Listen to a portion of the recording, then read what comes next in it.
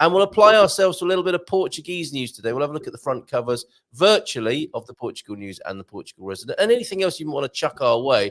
One thing that had you going immediately to your YouTube channel yesterday was the latest development of the digital ID. What's bothering you about that, Tony?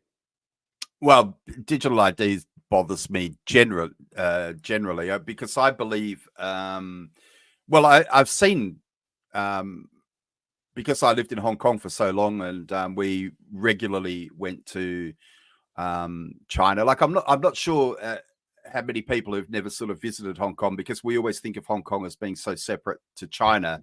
But for example, I lived in a city called Tuen Mun in Hong Kong, and for us it was actually closer to go to Shenzhen in China than go to Hong Kong Island to go shopping, for example. So we regularly went over the border into China, and I've got relatives in Zhuhai and in Chongshan as well, so and Hunan as well, for that matter. But I've been kind of traveled quite a lot in China. And we saw, I saw the change. I first went to China during the Beijing Olympics, when it looked as though China was going to start to open up to the rest of the world. And, it looked like it. It did kind of really feel like it was working probably until the mid 2010s, I want to say, when it started getting back into that kind of vibe again of authoritarianism. And and we saw the introduction of the social credit scheme. Did you? I've tried to have conversations with even relatives in China about things like social media bans and things like that, and they don't talk. They just, it's like talking to a politician. You can't have a conversation about it. And now it's to the point. What do you mean? What do you mean? They don't want to talk about it. They're scared to talk about it, or they just wish you wouldn't bring it up. It's impossible to know. It might be a combination of all three. But when I tried to have a conversation, for example, with my brother-in-law about like Facebook, and I know he knows about it because he works in Macau. He lives in Zhuhai in China, and he commutes to Macau. Okay. Macau being the ex-Portuguese enclave, is similar to Hong Kong in a way. But when you go to Macau, all of a sudden you can use YouTube, you can use Facebook, you can really, I mean, you walk over the border, and then all your alerts start pinging. Yeah.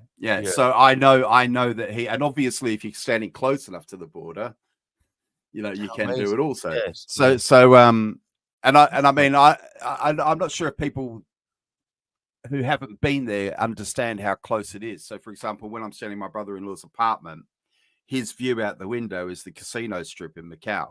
Yeah, you know what I mean. You're right there. Yes. It's like there's. Oh, so his commute is just to walk across a few streets to get one country to another. Yeah, exactly. So, it's not quite that close in Hong Kong, but it's pretty close. Yeah, it's pretty close. And all of this to say, you have experienced digital identity, and you think is coming here. So what I'm saying is, it got to the point where now you everything's on your phone. All of your digital IDs on your phone. Yes. To get from, like, in Portugal, I'm just trying to think of a it'd be like if you want to go from Lisbon to Porto, right? Yes. That's in China, that would be called the Porto Special Administrative Region. It's got a fence around it. Yeah. When you drive up to a border, you have to show your digital ID if you wanted to go to Lisbon, for example. Depending on your credit score, they might ask you why are you going to Lisbon? Why are you going? Or they might not let you out of Porto. Right. Yeah. Okay. Or they might not let you. Well, what was once a conspiracy theory described the shows is true. And I haven't been there for 5 yees. Okay. So I mean, this was happening for you over 5 years ago. Yeah. And I remember little things like I often tell the story about so sometimes in Shenzhen, for example, I had to go to government offices, and when you go to like, for example, the car licensing place, and this will have only got worse now. And for example, the first time you go in, it takes a face scan of you, and then the next time you go, you don't have to go through security anymore because the building knows who you are and it greets you in Chinese, you know. Yes, yeah. So it's all face scanning and done like that. And you have a social credit score, right? And what that means is it could be things like something you've done in business, or like there's things they obviously do to make the people happy. They say, well, people who've got criminal records and things like that will have a lower score, but it could also be things like you've known to be critical of the party, or you've put bad posts on social media and things like that. And this could stop you from getting a mortgage.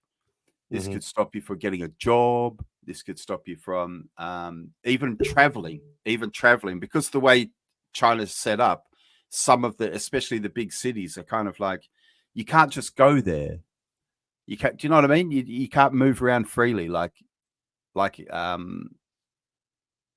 It's almost like lots of little different countries. Yeah. You know? Okay. Yeah. The administration, bureaucratic and security administrations, effectively. And I mean, when you're driving there, it's again, I've never been anywhere like it. There may be other places like it that I just haven't been. Maybe North Korea, I don't know. But like when you're driving in a city like Shenzhen, and you don't notice it until the evening, but when you're driving, it's like every couple of seconds, it's like flash, flash, flash, flash, just constantly being photographed. Photographed, constant. Everywhere you go, there's CCTV. Like in some of the cities, when you jaywalk, the fine is immediately deducted from your bank account. Yeah. And in some of them, they even put like immediately they put a picture. Very Portuguese. Yeah, okay. They put a picture on the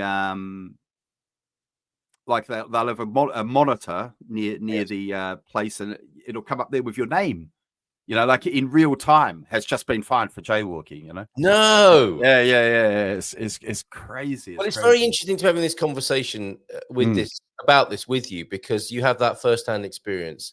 And I'd like to ask you more about how the Chinese people, I mean, you can't speak for all of them, obviously, but you have a better sense of it than I do, for example, and what that means for us here then. And that's why, of course, you've been, I think, quite vocal and quick to go to YouTube or to record something about it. This is one of the stories in recent times here in Portugal that you're interested in. And there it is, pride of place on your YouTube channel. Please subscribe to the Portuguese channel, because if you don't, that's ignorant. That's dignity. So there it is, the first one there. Well, they gaslight you with and they've gaslit because of course for many mainland Chinese people, their lives have improved greatly in the last. Well, there you go. So that's an important part of this conversation. And they're gaslighting us as well now, because they're saying, well, it's for our security. And the thing they're trying to say now, this is what I pointed out when you read this, when you watch these bureaucrats speaking, they tell you the truth between the lines, you know, because they're lying by gaslighting. This is just my opinion, by the way. Because they're lying by gaslighting. Sometimes you read between the lines. So they'll start the conversation by using words like "it will be voluntary," and then they'll accidentally say something later on like "this will come into force." Yes, you know, the voluntary thing will come into force. Yeah, in the same conversation, and then they'll say things like, "Oh, this will." So I mean, I went through a news article that was in the Portugal News, I think it was, and who, by the way, it's sometimes their translations are a little bit so, but sometimes I'm quite impressed by the stuff they report. You know what I mean? I think they kind of fly under the radar a bit because they're in English. Yeah. The Resident do the same, I think. Yeah, but some of the stuff they report, I think, that wouldn't be in the Portuguese press. That wouldn't be the Portuguese press. And again, that's a benefit for us being foreigners, isn't it? Exactly. This is an example of, you could say this is maybe an example of, if not white privilege, expat privilege, I suppose, which is another thing. Yeah. But there are two parts to that, aren't there? I think there is we're too small to be worried about. So you kind of let those rumblings happen. But also it's hard to track as well, isn't it? It's like, you know, the nuance can be put forward in a way that might not be immediately understood.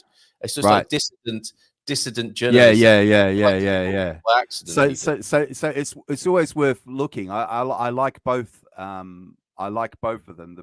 for different reasons, but they both do that. They both report on news that may otherwise go unheard of, but or be editorialized in a different or way. be editorialized in a different way. Exactly. I mean, they like I mean, just to give you an example, and it's one I know that you spoke about. I can't remember who the reporter was who spoke about the Natasha Don. I'm thinking you're probably talking about. Natasha Don has a very, very good view on a rounded view. And I mean, I reported her piece on YouTube and got a strike. Did you from YouTube? Yeah. So that will give you an example of how free in a way they are to report, because I literally reported her piece and got a strike for misinformation of YouTube. Well, there are all sorts of interesting reasons for that, I think, with the resident. But anyway, I want to come back specifically to the digital ID thing, and you set it up beautifully there as a personal experience and being in a culture where it's already very firmly part of life. Is it? Let's say you live in. There's something very interesting to me about how when countries are being reported on, or wars for that matter, there's a Ukrainian war at the moment, and there are people who live in Ukraine who are unaffected by it. However, when you hear about the Russia-Ukraine war, you would think that every street is on fire, and God forbid, I'm not making a this is not in any way. Hong Kong protests were like that, weren't they? Exactly, and it's always the same everywhere you go, especially with a country like China. It's huge. So when you see happening in China, that might mean just a tiny bit. Is that the case with digital ID? Is it a city experience? And it's definitely mostly the cities. I mean, you can see it in Portugal, to be fair, can't you? I mean, you can't drive a tractor around with no number plates in Lisbon, can you? You know what I mean? Yes. Well, although I did see a vehicle, I think it was one of those old sort of Matavelia, old guy killer cars, and it had a hardboard wing on it as well, cable tied or tied on with string, going down the Marginal in Lisbon. I thought that's why I love this city. But I take your point. People do behave differently in towns and cities, and that will be the case here, won't it? The hotspots for the digital ID will obviously ultimately, and I know I've said this before, and interestingly, people are going to think I've got a secret crush on Katia, because this will be the third time I've mentioned her just in this particular show. But interestingly, I remember her agreeing with me on this point, because this is something that the World Economic Forum has described, is that eventually there will be a certain elite and people who kind of buy into this kind of globalist digital ID sort of scenario, who live in the cities. Yes. And they actually describe the left, they call them the left behind, which is the people who choose to live in the old, rural villages and live that kind of different off-grid kind of style life. And that's an accepted part of this philosophy or life view, is it? That those people will be left. Will they be left behind and left alone? Well, I think, Well, I've spoken about that before. I mean, I would certainly want to be in the bit outside. But if you've been like me and you've watched a lot of kind of dystopian movies, that can be does it? It can be good or bad. I mean, but you watch a movie like Demolition Man with Sylvester Stallone in it.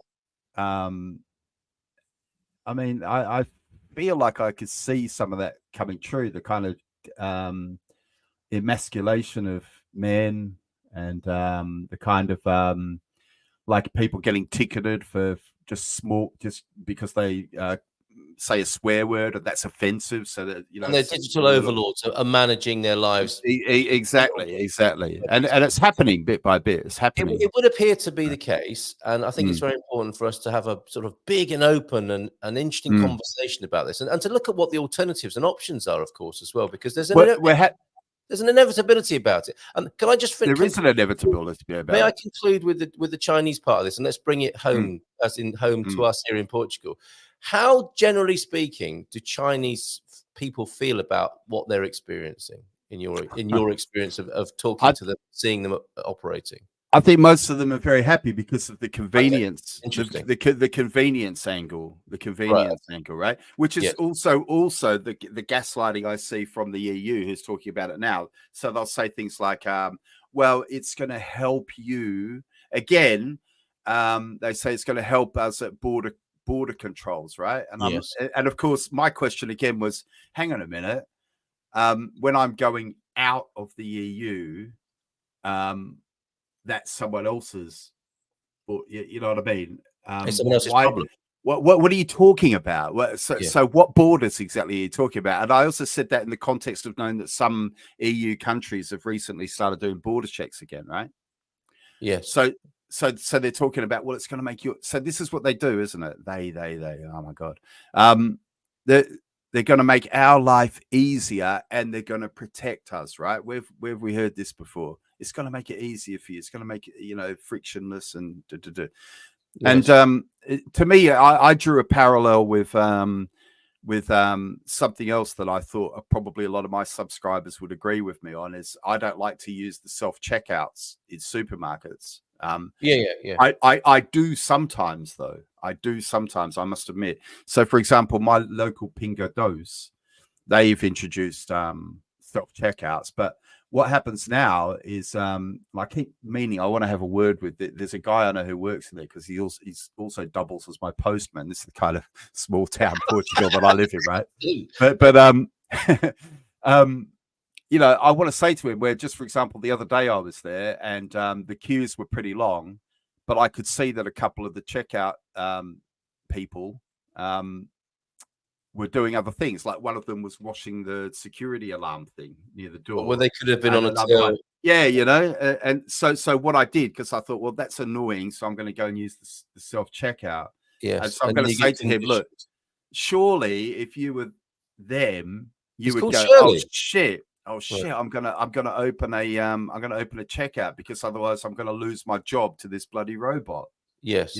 Yeah. And they might say, well, I don't like this job anyway. I mean, this is all part of the same conversation, isn't it? Like jobs worth having and so on. I mean, presumably he's there because he's earning money, not because he loves the particular job. I don't know for sure, but this is all part of it as well, isn't it? Sometimes I want to say to people, did you ever go backpacking and do all that kind of kind of nasty jobs? I mean, I did, and I've done nasty jobs, definitely, yeah, but not. Yeah, I mean, I've done some really nasty jobs, and sometimes you might want to say to people, well, it could be a lot bloody worse than working in Pingo Dos. I could tell you that. Don't get me wrong. I'm not knocking it. I'm not knocking work.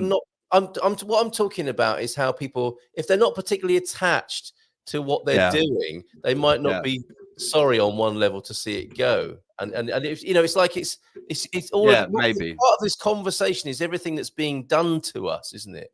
That's what I find fascinating about it. And that's why I'm interested in the Chinese experience. So I don't know anyone over there. You're my connection to that. And I'm very interested in human behavior and how people drift into this. And that's why I said I think it's an inevitability. It's based on convenience, isn't it? It's based on legislation, and it's very likely to happen. A lot of people in, especially in those southern cities, like Shenzhen, I mean, it's they call it the biggest migration in the year. So on Chinese New Year, when everyone in Shenzhen gets up and goes back to their hometowns, it's considered to be the biggest human migration in the world. Right. Like literally millions of people. And I've joined it, and it's an unbelievable experience going down like an 8-lane highway that's just absolutely rammed with people going back to their rural roots. And many people have been lifted for the holiday, for the Chinese New Year holiday. So many people have been lifted out of poverty. And I mean, I've been to rural China. So I went with my brother-in-law and some other family members, Chinese people, out to Hunan, to their old rural village. And of course, that money gets back there as well. So people are prepared to. So, I've been at a house. It's quite funny. I've been into a big, kind of posh, nicely built house where people are putting cigarettes out on the floor in the dining room. Right. So what I'm saying is, I'm not insulting them, but I'm talking like in the real use of the word provincial. Yes. But like a nice new Hyundai parked out the front, a gold watch, Yes. Um, The trappings of but that they life. obviously don't know how to behave. You know what I mean? It's Yeah. really quite funny because Yes. it's very new money, and so a lot of people have been lifted out of poverty by the regime there, and so they're prepared to put up with, in my opinion, from Yes, what I the saw, inconvenience. Yes, yes, yes. they're willing to tolerate quite a lot. And of course, if you know, not everyone gets a bad social credit rating, do they? You No, know, that's right. That's right. It's yeah. just the likes of us who probably can't, who feel like we can't help Well, ourselves. what But you do is when your Guilo relative from Hong Kong comes and starts asking you whether it bothers you that you can't use Facebook, you just look at him blankly like you don't know what he's talking about. okay, yeah, fair enough. Or you presumably in a very sophisticated version of this society, you buy a better credit score. But anyway, let's not get into that right now, because that's where it goes, isn't it, with human beings? Right. We'll come back to this. I'm very interested to hear what your thoughts are on the subject, because it is heading this way, it would appear, and that's why the Portuguese has recorded not just one video. This is the latest in a series. I feel 3 videos about the digital ID for Portugal. And interestingly, you mentioned about the comparison between city life, which is all about the social credit score, and rural poverty. And suddenly, rural poverty is looking a whole lot more attractive, isn't it, for people? And people are moving to Portugal to enjoy rural poverty, aren't they? Yeah, yeah. Within the context of this whole conversation. I know it's relative. I'm Mm. not making a virtue of suffering or in being insulting to people. But we've got lots of lovely comments here. Fantastic. Thank you, everybody. Especially going back to learning Portuguese, of course, and smashing that like button. I don't know even if we're going to get a chance to talk about this topic today, but I am measuring the days of sunshine, Tony, and the balance is in my favor, but only just, I got to say. Thank you. Smashing the like button will make the sun come out, so please do that. Bon dia from Pam, who is going to Lisbon, as she told us, and we even saw the pictures of that. Carl, it's ignorant meme. I thought it was saying that's dignity. I thought it was saying they's dignity or that's dignity at first, I've got to say. Jackie also says, I can read it, but only understand a few words, but it helps with learning. Absolutely. Keep reading, keep watching. Nunu recommended some old black and white films to us, which we started to watch last night, and my kids were picking out some words on there. I did incentivize them. I was paying them to in a fit of pique, saying, I'll give you 2 cents for every word you can understand. And it cost me dearly. Portuguese is difficult, but not impossible. You just need lots of practice. Join us tomorrow with Philomena. We are learning more about the language and the culture tomorrow, as we do every month with Philomena. And we've got the old guy in Europe as well. James, a big fan, obviously, of learning Portuguese and encouraging others to do the same. All languages are challenging to learn, some more than others, of course, but any language is challenging. Yes, Yeah. Mr. S, it's difficult to learn a foreign language, but there are some people who don't even try and say hi or thank you in French, for example. Yes, don't be that person. Pamela Smith, I'm not finding it easy to learn, but communicating with Portuguese people who don't speak English is always fun and an adorable experience. So there you go. That's lovely to hear. Life is difficult, so I think I'll just not even try. Yes, that gets a bit harder, I suppose, than just the language. Agree, Mr. S, says Jackie. When people don't try, it's pure laziness. Going back to Hong Kong now. Morning, Ray. Good to have you here with us this morning. What time is flying with the Portuguese, as it always does. One of our wine clients was Stanley Ho from Macau. I always love sending him a Christmas card with Bon Tal, ho, ho, ho. Very good.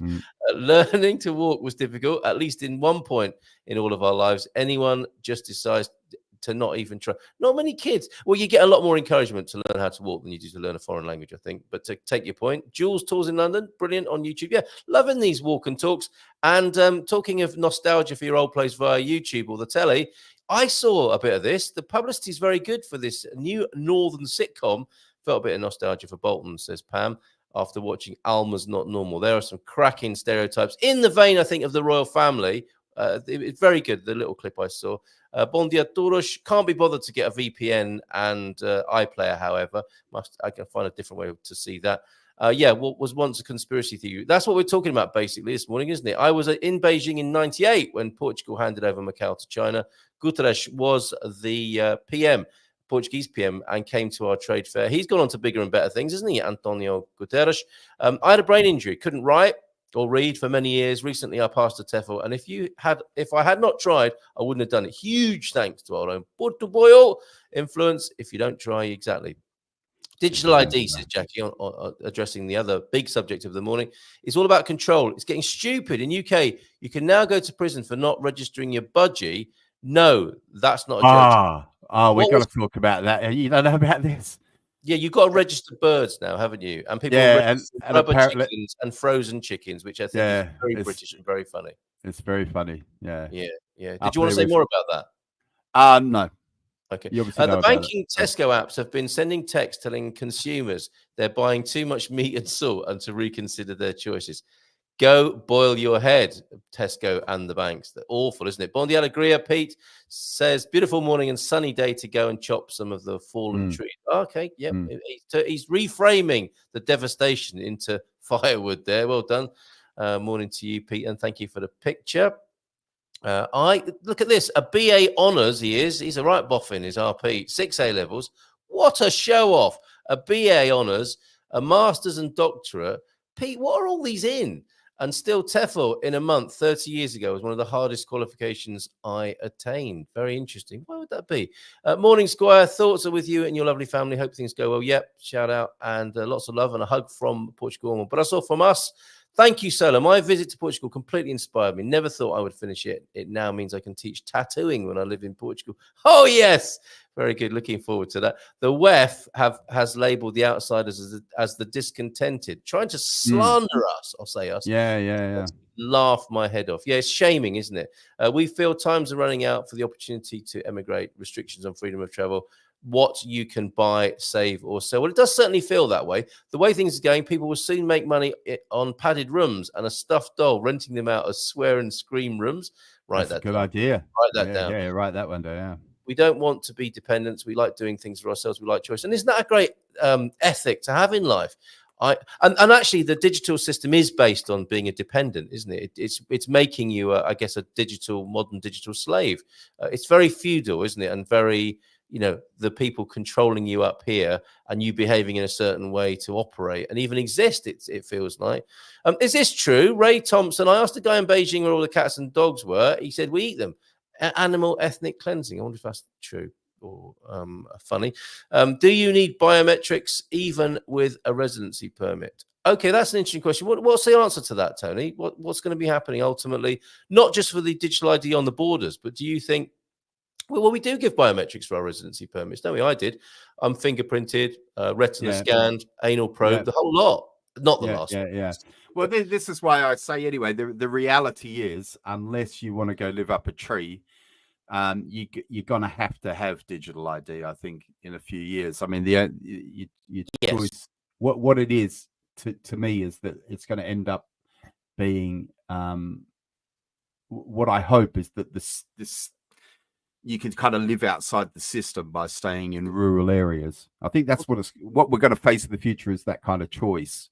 It does look a lot like that, doesn't it? And Portugal does, I think, look like a good option for that. It's as though in the scheme of human history. I mean, we love looking back at history we're not involved in, don't we? Because of the thrills and spills of ancient history and all the dramas and death and destruction. But it's not so funny when we're involved in a part of it. And I think this is a part of it we're going to be involved in that some of us might not enjoy very much. But like we said before, there's an inevitability about it. And it's about how to cope with that, isn't it? And maybe for some people, it will be becoming one of the disaffected, the unhappy, or whatever those people are being shamed as.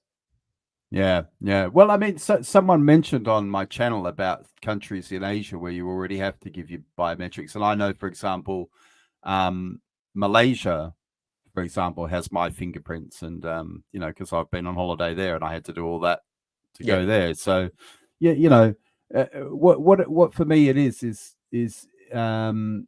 at the moment, the authorities in Malaysia, despite having they haven't got all of the information, they've got some of it, so they can't, like, if I do something to upset the Malaysian government, but it's like I say, it's like Zoolander. No, but they, you know what I mean, though, Derek. Like if I do something to upset the Malaysian government, it's not like tomorrow I'm not suddenly not going to be able to get any cash out of my bank account, right? But it can happen here. What's more important, Tony, is it can happen here, and it can already happen here. But that's what I mean. You put a lot of faith in your government, right? Don't you? Yes. And I don't have much faith in my government. No. So I don't want them to have that. I don't want them to have that much control, because people are saying, because you hear people say, well, if you're not doing anything wrong, but there's things that I want to be able to do that the government probably thinks is wrong. Do you know what I mean? Like, I want to be able to criticize. Like, you ever look what's happening in the UK at the moment? I mean, people are. I mean, some people have said things on Facebook, for example, and ended up in prison, and they're not things I would have said, and they're things that probably they wish they hadn't said either. Whether or not they went to prison, they probably by the next day thought they shouldn't have said them, that kind of thing. But did they deserve to be in prison? So what I'm seeing is I think there's overreach. Yeah, there's overreach by governments that 5 minutes ago we would have thought were reasonably. I wouldn't have thought UK was a totalitarian. It depends where you are and what you said. It's contextual and momentary, isn't it? Of course, it can be. Yeah. But what if you're in the wrong place at the wrong time and the wrong person? But what I mean, So I mean, for example, in Hong Kong, when I first got to Hong Kong, it was very normal to criticize the mainland government and the CCP, whereas now that will get you put in prison. Is that for right? example? Yes. And in Hong Kong, people have already ceded a lot of their freedoms to. So we had things even in Hong Kong, like the UK gave lots of Hong Kong people their the B&O. The B&O. The B&O British. They had this passport called British National Overseas. Okay. Which didn't really give you any extra rights, but it was something that when the handover happened in Hong Kong, you could either come back to the UK straight away, or you could have this B&O passport and stay. And some people took the B&O. And then after the umbrella movement, the recent political strife in Hong Kong, of course, Britain said, look, if you've got a B&O passport, you can come and live here. Yeah. And the Hong Kong government... Sorry, not that one. No, okay. All right. The Hong Kong government retaliated by saying, who are basically the CCP now, the Hong Kong government is basically the CCP now, retaliated by saying, okay, well, if you go, you can't have your pension. You can't have your which people put into, that's people's money that they put into it. They just said, well, you can't have it. That's it. Yeah. If you go, you can't have your pension. And we might even look at seizing assets and all this sort of stuff. So I was advising people. I said, listen, put your B&O passport in your underwear and fly out on your Hong Kong passport, and then pull your B&O out when you get to, and there's that sort of thing. And apparently, apparently I've got an arrest warrant for me in Hong Kong. So what was for giving out such advice to people? Well, they won't tell me. I've spoken to the police there and they won't tell me. They said, just come back. Come back and we'll talk to you about it. Come back and we'll talk to you about it. Yeah. So but apparently I've broken this national security law, as they call it. Really? And it could be as simple. Yeah, it could be as simple as something I said on Facebook or whatever. But you can't criticize. You can't criticize the CCP now in Hong Kong. And Hong Kong people have got themselves so in. They're not as bad yet as China, but with things like Octopus card and they've got a number there called tentacles in every area of your life. That's the your Hong Kong ID number. Yes. And I think I've said before, it's a pro and a con, because where in Portugal the amount of different numbers you have makes things complicated, right? So you've got your NIF, you've got your social security number, you've got your there's all different numbers. In Hong Kong you have one number. Yes. Right. So your Hong Kong ID is your library card, your driving license, really? Everything. Which does appear to be very efficient and a utopian dream, doesn't it? But of course, it's all about intention as ever. Right. Yes. So of course, it can be used against you very quickly. So suddenly your driving license can just not work anymore. Wow, very interesting. My old school alumni, Chris Patton, gave Hong Kong to the Chinese. Isn't it funny to think that one man can do that? Compare that to Portugal or UK, bit of a reality shock, absolutely. And the Chinese police and army don't muck about. And guess who owns your electricity in Portugal? Right. They wanted €5,700 for an online PLA course. What's that? I'm not sure what that means. People's Liberation Army? Yes, possibly. And you could do an online course with them. Interesting contrast. According to morning, John. According to one survey of trust in government, China ranked first. You see, that's what I was asking you about. Yeah, but you wouldn't say that you didn't trust them though. Okay, yeah, with 79% and the United States 22%. There you go. So where you're allowed to dissent, the figures are terrible. I love G. How is this going to look on my social credit score, I wonder? Where it's not an issue and you can say, I've got no confidence at 22%. Whereas if your life and everything, your turnkey digital life depends on it. Of course, I'm satisfied with this government. I love them. Anything else I can do for you? Methinks ideology has something to do with that. And that's amazing, John. Thank you very much for those statistics there.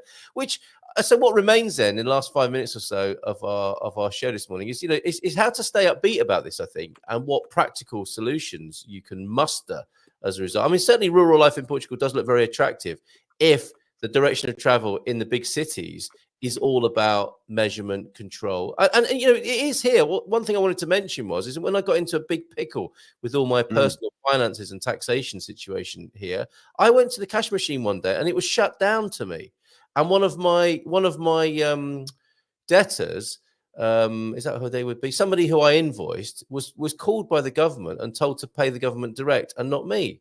Now that is the sort of stuff we're talking about, isn't it? And that's everyday stuff here in Portugal. We do have that. Portugal's crazy. I mean, I've spoken to people about this who talk about coming here because of this. It's something you were speaking about before. How when you're an expat, it's not just you get that freedom, but also you're kind of insulated in a way, like you don't know what's going on. But actually, Portugal is much more tyrannical than England in many ways. Yes, but in a way that's not obvious and is still overall very conducive to a decent way of life. Because that's what we're talking about here, isn't it? It's weighing up the balance. And all these ideas of tyranny and totalitarianism, like I said before, probably all countries have always been like that. If you're the wrong person in the wrong place, the wrong time of history. But I guess it's assessing the bigger picture, isn't it? It's like, okay, that's true, and this is what you and I discuss a lot, isn't it? Opposite things can be true at the same time. It can be seen there's context, right? There's always context, and it can be seen as tyrannical, but it can also be seen, and it is seen and enjoyed as an amazing place to have your life. So it's very complicated or complex. Was that survey conducted via WeChat? Then I guess most negative answers were deleted. Probably no one was ever asked, to be honest. Yeah, there's no need to ask people, is there, with a survey of that kind? Those trying to control, I wish them luck. I got no control over myself, so how are they going to accomplish that is beyond me. So yeah, I do. I think it's very interesting. Again, foot on the gas, foot on the accelerator. Not both, the gas and the brake, and we're moving perhaps into or developing the consciousness of like, I can see that's true, but I can also see that that's true, which is a completely opposite to be considered in the same mind. And these are the issues we're living in, perhaps, aren't they, when weighing up such issues. And it is easy, I think, to get a little bit depressed and upset by it, which I think inspired your video and a lot of the comments, obviously, that come in as a result of making a video of that kind, but also balancing that with, generally speaking, if you pretty much sail the right side of things, this is a fabulous place to be. Where else are you going to go? An argument on the other side would be if you're a Trekkie, and that kind of utopian future is what you want, then this transition needs to happen. Actually, yes, right. This transition does need to happen. So, yes, it's we are in a transition, aren't we? And yes, I have to accept on some level that it's possible that I'm wrong, and that actually, everyone having a digital ID and a kind of all this universal credit and all, because as I've said to you before, Carl, sometimes I worry that I'm not giving things their dues because I think you can be ideologically captured without knowing that you're ideologically captured. Do you know what I mean? Yes, definitely. Sometimes you have to think, you know, maybe this is the best way. I just don't know, you know. I do, but I do think it's inevitable anyway, you know. I agree with you. And how are we going to, going back to the East, how will we Tai Chi and flow with that inevitability? God's tip of the day then, as I've mentioned on a number of occasions, falling is one of the big dangers as we grow older. We take longer and longer to mend until eventually we don't. So it's worth avoiding. Here's some simple exercise for leg strength that will help you stay upright. Stand sideways on the stairs with one foot on the step above the other. Oh, this looks like fun. Keeping the lower leg straight and hips horizontal. Straighten the upper leg quickly, then lower down again.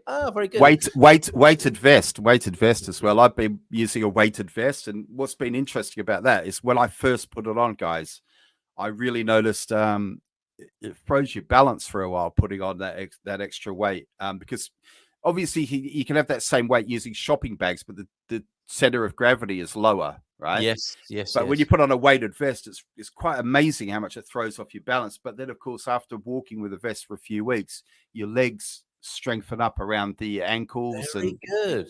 Yeah. So now I don't feel that at all. Even when I'm walking like in the woods or whatever, I really feel quite balanced. So I think that's a really good way to increase your leg strength and your balance. Coach Turner and the Portuguese are working together. Repeat that 10 times on each leg, 3 to 4 times a day. What are you doing on the stairs? Yes. If you're unsure of your balance, use the banister or wall to help, or a passerby. This strength. Well, that sounds like Tesco now, doesn't it? If you're unsure of your balance, use the banister or wall to help, and then also remember to blink so that your eyes don't dry out. This strengthens the legs, but also, thank you for that. This strengthens the legs, but also by keeping the hips horizontal, works the core muscles. Yes, so keep those hips horizontal. Just before we go, Carl, can I just say one more thing? Yeah. Tesco, who have been messaging customers to say, look, we noticed that you're buying quite a lot of salty products, so we recommend cutting down on your salt. Yeah. Now, I think this is a context thing, because at the moment, a lot of us are worried about, the bloody nanny state and, tyrannical elf and safety gone mad and everything like that. But you could look at it another way and think, that's quite nice that someone in this company has made an effort to sort of think about that, and how's that going to benefit them? Bottom line, I'm suspecting. But anyway, let's not get cynical at the end there, because this is interesting, because I know you've got a plan as well. Tiny population. Just a couple of things. The top 5 trusted governments are Switzerland, Luxembourg, Finland, Sweden, and Norway. And Pete saying tiny populations with massive oil money are better governments. Shocking news. Yeah, that makes a lot of sense, doesn't it? And it sounded like your escape plan might be France. Is that right, Tony? Were you looking at opportunities in France? Oh, was I looking at opportunities in France? Well, I'll tell you a funny story, Carl.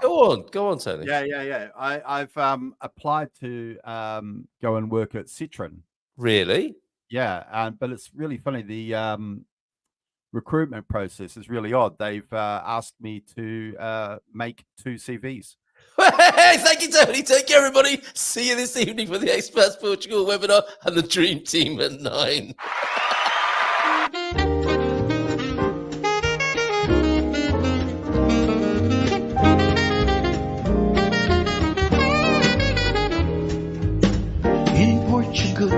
There's a YouTube show full of fun facts you need to know. Carl rings the bell and the members show to the GMP morning show.